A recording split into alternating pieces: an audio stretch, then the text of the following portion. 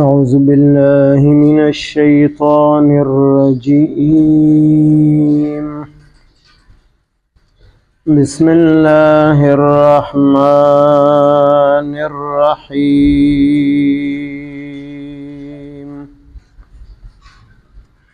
يا أيها الذين آمنوا اتقوا الله وابتغوا إليه الوسيلة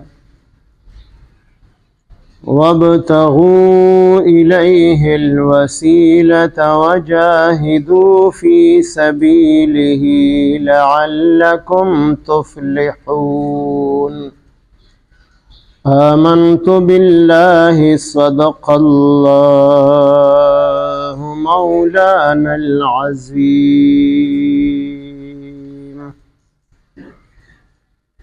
سورة مائدہ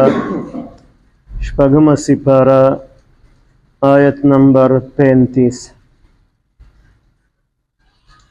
په دې آیت مبارک کې الله پاک زمونږ د کامیابی دپاره درې خبرې ذکر کړې دي. دا درې خبرې په چا کې موجودي، دا درې صفات چا کې موجودي، د سره د الله پاک د طرف نه د کامیابی وعده ده چې دا انسان کامیاب دی. یو صفت د تقوا او پرهیزګارۍ دی چې مؤمن کې مسلمان کې دی د تقوا او پرهیزګارۍ صفت موجودی. اتقوا الله، د الله نه ویریږئ، تقوا اختیار کې. تقوا معنی ده په ښکاره باندې او په پټه باندې د الله نه یریدل. که د خلقو د نظر د وړاندې وي هم د الله د نافرمانۍ نه ځان بچ ساتل، او که د خلقو د نظر نه پناه وي بیا هم د الله د نافرمانۍ نه ځان بچ ساتل، دې ته تقوا ویلی شي. او حضرت عمر فاروق رضی الله تعالی عنه د تقوا باره کې د یو صحابي نه تپوس کوي د خلقو د پویولو دپاره. ابی ابن کعب رضی الله تعالی عنه نه تپوس وکړي چې دا تقوا څه شی دی. حضرت ابی ابن کعب رضی الله تعالی عنه ورته وفرمایل چې امیر المؤمنین داسې یو لاره باندې ستا تېرېدل شوي دي چې په هغې کې ازغو والا څانګې راښکته شوي وي او لارې تنګه کړي وي. یو داسې لاره باندې زما تېرېدل شوي دي، نو په هغه ځای کې تا څه کړي دي؟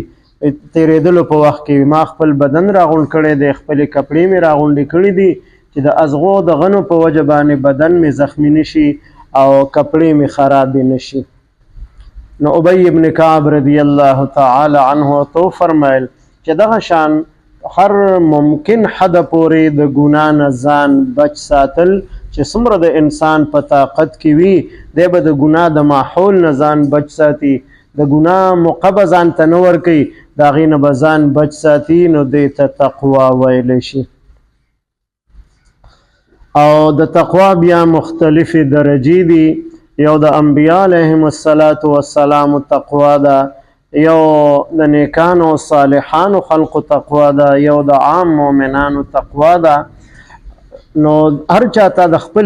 درجې حکم دی چې د خپل شان مطابق تقوا او پرهیزګاري په ځان کې پیدا کی. او تقوا او پرهیزګاري د هغې په وجه باندې الله پاک د انسان د ګناهونو نه حفاظت کوي. چې د الله یره په زړه کې وي نو دی به د حرام او د حلالو فرق کوي، دی به د ګناه نه ځان بچ ساتي، د نیکو اعمالو هیڅ قسم موقع به دی نه ضایع کوي. نو یو پکې د تقوا او پرهیزګارۍ حکم دی چې تاسو تقوا او پرهیزګاري اختیار کړئ. او بل ځای کې الله پاک فرمایي یا ایها الذین آمنوا اتقوا الله وکونوا مع الصادقین. چې دا تقوا به تاسو کې څنګه پیدا کیږي؟ نو فرمایي وکونوا مع الصادقین، تاسو د رښتیني خلقو، د نیکانو خلقو، د علماو سره، بزرگانو سره تعلق مضبوط کې، نو تاسو کې به تقوا او پرهیزګاري پیدا شي. ځکه چې کوم ماحول کې انسان جوړاویږي نو د هغې ماحول اثر به په ده باندې کیږي که دی په یو نیک مجلس کې ناسته کوي د هغې اثر به پې کیږي او که دی د ګناهونو په مجلس کې ناسته کوي د هغې اثر به پې کیږي نو په نیکانو خلقو مجلس کې کېناستل د نیکانو خلقو سره د بزرګانو سره علماو صلحاو سره تعلق مضبوط ساتلو سره به تقوا په انسان کې پیدا کیږي او یو ځای کې فرمایي یا ایها الذین آمنوا اتقوا الله حق تقاته څنګه چې د الله نه د یریدلو حق دی نو هغه شان د الله نه ویریږئ د دغه آیت مبارک صحابو باندې ډېر دروند او ګران معلوم شو نو تپوس یې وکړو چې صاحب د الله د شان مناسب تقوا دا خو موږ کې نشي پیدا کېدی دا زموږ د طاقت نه بهر وي نو الله پاک بل حکم راولېږه فاتقوا الله ما استطعتم څومره چې ستاسو په طاقت کې وي نو د الله نه ویریږئ نو هر یو انسان که په یو ګناه کولو باندې قادر دی نو دی د هغې ګناه په نه کولو باندې هم قادر دی دی به د هغې ګناه نه ځان بچ ساتي دا د په طاقت کې دي نو دومره تقوا په ځان کې پیدا کول چې د الله د نافرمانۍ نه په انسان په هغې باندې بچ پاتې شي نو دا د کامیابۍ لومبنۍ پوړۍ ده چې تقوا نه نو انسان کامیابۍ ته نشي رسېدلی د کامیابۍ دویمه خبره وسیله الله ته تاسو تلاش کې الله ته ځان نږدې کې وسیله پښتو کې مونږ وایو چې ما فلانی کس ته ووایې چې زما فلانی صاحب ته سفارش وکړه نو دا منځ کې چې کومه واسطه راغله نو دا وسیله ده په دې باندې انسان هغه افسر ته هغه لوی کس ته هغه ته ځان رسول غواړي نو دې ته وسیله ویلی شي او وسیله لفظي معنی ده داسې یو څیز چې په هغې باندې بل یو څیز ته انسان نږدې شي د څوک چې الله ته ځان نږدې کول غواړي نو الله د پاره به وسیله تلاش کوي په یو وسیله او په یو ذریعه باندې به د الله پاک ته رسیږي نو کله به دا وسیله دا به د یو نیک انسان په شکل کې وي او کله به دا وسیله د نیکو اعمالو په شکل کې وي نیک اعمال به انسان الله پاک ته وړاندې کړي دا به وسیله جوړه کړي او په هغه نیکو اعمالو به د الله پاک نه دعا وغواړي او کله به یو نیک انسان الله پاک ته وسیله کی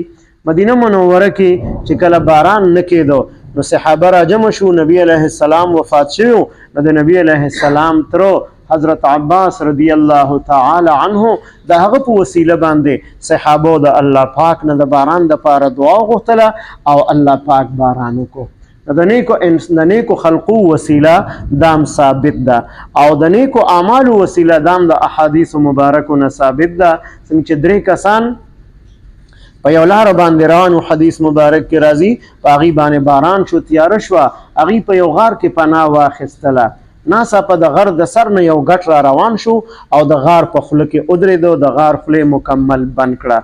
دی اول خپل تدبیر اختیار کو مادي اسباب اختیار کړل په شریکه باندې هغه ګټ له زور ورکو هغې له حرکت ور نه کړی شو بیا کېناستل مشوره وکړل چې اوس څه وکړو موږ خو دا ګټ لرې کولی نه شو او په دې لاره باندې څوک تېرېدونکي هم نشته چاته آواز ورکو چې راشئ دې ګټ زموږ د دې غار د خولې نه لرې کې هسې نه چې موږ دې ځای کې هلاک شو د ولږې او د تندې نه وایي داسې کوو چې موږ په ژوند کې کم یو عمل په هغې باندې زمونږ زیات یقین وي چې دام د الله د رضا دپاره کړی دی هغه به الله پاک ته پیش کړو هغه به وسیله کړو د الله نه به سوال وکړو یو کس دعا دپاره لاس اوچت کړل یا الله تا ته معلومه ده چې زما بوډا مور او پلارو او د هغې به ما خدمت کو ما به ګډې بیزۍ سره ولې او ماښام به زه رالم ګډې بیزۍ به مې ولوشلې د هغې پی به مې مور او پلار باندې وسکل بیا مې د هغې نه وروستو خپلې بیبي ته او بچو ته ورکړل نو یو ورځ په ما باندې ناوخته شو چې زه راغلم نو زما مور او پلار اوده شوي وو بیبي ویښه وه بچي ویښه وو هغې جړل او ما نه پی غوښتل خو ما وویل چې د مور او پلار ته اول ورکمه بیا به وروستو تاسو ته درکوم اول د مور او پلار په ما باندې حق دی د هغې درجه ده نو مور او پلار مې اوده نو د خوب نه راپاسول دا مې بې ادبي ګڼله چې د هغې خوب خراب نشي نو ما د پی لوښی لاس کې نیولی و چې څه وخت کې د مور او پلار مې د خوب نه راپاسي د ټوله شپه ورته ولاړ وم چې کله هغې راپاسېدل هغه پی مې ورته ورکړل هغې اوسکل او د هغې نه پس بیا بچو ته او بیبي ته مې ورکړل نو ای الله که دا عمل زما ستا د رضا دپاره وي نو د دې عمل په وسیله باندې اے الله د دې غار د خولې نه دا ګټ لږ لرې کا چې موږ ته رڼا ښکاره شي او هوا راته ښکاره شي، هوا را باندې ولګي. دا عمل د الله د رضا دپاره یې کړو، په هغه عمل باندې الله پاک د هغه دعا قبوله کړه، هغه ګټې له الله پاک حرکت ورکو او بیا هم دوی بهر نشو راوتلی. دویم کس د الله نه سوال وکړو چې یا الله تا ته معلومه ده چې زما د تره یوه لور و زما ډېره زیاته خوښه وه او هغه غریبانانو او ما هغې نه د ګناه مطالبه وکړه، هغې زما نه پیسې غوښتې چې زما ضرورت دی ما له څه پیسې راکړه، نو ما د هغې په عوض کې د ګناه مطالبه ترې نه وکړله، نو هغې مجبوري وه هغه ګناه ته تیاره شوله. خو چې کله ما ته د ګناه موقع میلاو شوه نو هغې راته وویل اتق الله، د الله نه ویرېږه، ګناه را سره مه کوه او زما د مجبورۍ نه غلطه فایده مه اخله، ما په نکاح باندې واخله. نو ستا د یېرې مې هغه ګناه پرېښودله. نو ای الله که د ما دا عمل دا ګناه پرېښودل دا ستا د رضا دپاره وي، دا غار د خولې نه دا ګټ لږ نورم لرې که، نو ګټ نورم حرکت وکړو، بیا هم دوی نشو راوتلی. دریم کس دعا دپاره لاس اوچت کړل چې الله ما سره یو کس مزدوري کړې وه او هغه په هغه مزدورۍ اخیستلو باندې خفه او نه اخیستله، ما ته یې پرېښودله،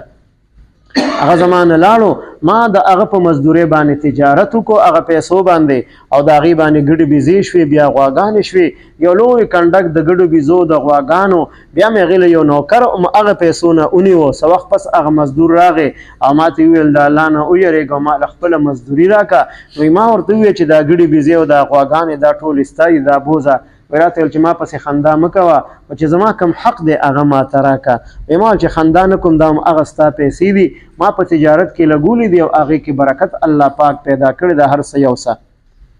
نو هغه ډېر زیات خوشحاله شو، هغه ګډې بیزې او غواګانې مې ورته حواله کړې. نو یا الله که زما دا عمل ستا د رضا دپاره وي نو د غار د خولې دا ګټ لرې کړه چې موږ ته د وتلو لار پیدا شي. نو ګټ نورم لرې شو او هغې ته الله پاک لاره پیدا کړله. د دې نه معلومه شوله چې نیکو اعمالو وسیله الله پاک ته پیش کول، خپل نیک اعمال الله ته پیش کول او په هغې باندې د الله نه سوال کول، دعا غوښتل، دا هم ثابت دي. نو تاسو الله پاک ته وسیله تلاش کړئ.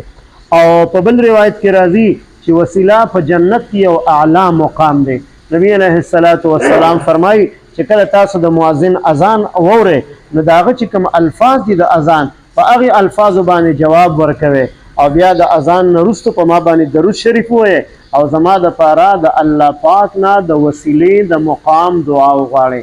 چې اذان پسې کومه دعا وایو اللهم رب هذه الدعوة التامة والصلاة القائمة، بیا ورپسې وایو آت محمدا الوسیلة. نو دا وسیله په جنت کې یو لوی مقام دی چې دا به الله پاک نبی علیه السلام ته ورکوي. نبی علیه السلام فرمایي چې دغه وسیله مقام د الله پاک نه زما دپاره د اذان نه وروسته وغواړئ چې دا الله پاک د خپل یو خاص بنده دپاره مقرر کړی ده په جنت کې او زما د الله نه امید دی چې دا مقام او مرتبه په جنت کې چې وسیله ورته ویلی شي دا به الله پاک ما ته راکوي.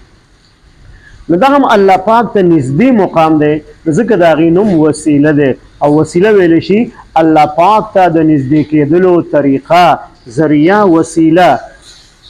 دا دویم عمل شو. دریم عمل د الله پاک په لاره کې جهاد کول د الله د رضا دپاره، چې دا درې واړه صفات په چا کې موجود دي، د الله نه یریږي هم، الله ته وسیله هم جوړی تلاش کوي او د الله په لاره کې جهاد کوي، مجاهدینو سره محبت ساتي، د هغې سره تعاون کوي او د هغې دپاره دعاګانې غواړي. چې دا درې واړه صفات په چا کې موجود وي نو په آخر کې د هغې نتیجه لعلکم تفلحون په شکل کې اورولې ده چې تاسو به الله پاک کامیاب کی او د کامیابی مقام او درجه ته به تاسو الله پاک ورسئ. یا ایها الذین آمنوا اے مؤمنانو اتقوا الله، تاسو د الله نه ویریږئ، د الله د نافرمانۍ نه ځان بچ کړئ، د ګناهونو نه ځان بچ کړئ. وابتغوا الیه الوسیلة، او تاسو تلاش کړئ الله پاک طرف ته وسیله، ځان الله ته نږدې کړئ. وجاهدوا، او تاسو جهاد وکړئ فی سبیله، د الله په لاره کې، لعلکم تفلحون، د پاره دی چې تاسو کامیاب شئ. دا درې صفات دا د کامیابی صفات دي. یا ایها الذین آمنوا اتقوا الله، ای مؤمنانو د الله نه ویریږئ، وابتغوا الیه الوسیلة، او الله پاک ته ځان نږدې کې وسیله تلاش کې الله پاک ته پنې کو اعمال باندې ځان الله ته نږدې کې وجاهدوا فی سبیله او جهاد کې د الله پاک په لار کې لعلکم تفلحون د پاره دې چې تاسو کامیاب شئ. اللهم صل على سيدنا محمد وعلى آل سيدنا ومولانا محمد وبارك وسلم. رب اجعلني مقيم الصلاة ومن ذريتي ربنا وتقبل دعاء. ربنا اغفر لي ولوالدي وللمؤمنين يوم يقوم الحساب. ربنا اغفر لنا ولإخواننا الذين سبقونا بالإيمان ولا تجعل في قلوبنا غلا للذين آمنوا ربنا إنك رؤوف رحيم. ربنا هب لنا من أزواجنا وذرياتنا قرة أعين واجعلنا للمتقين إماما. وصلى الله تعالى على خير خلقه محمد وعلى آله وأصحابه أجمعين. آمين برحمته.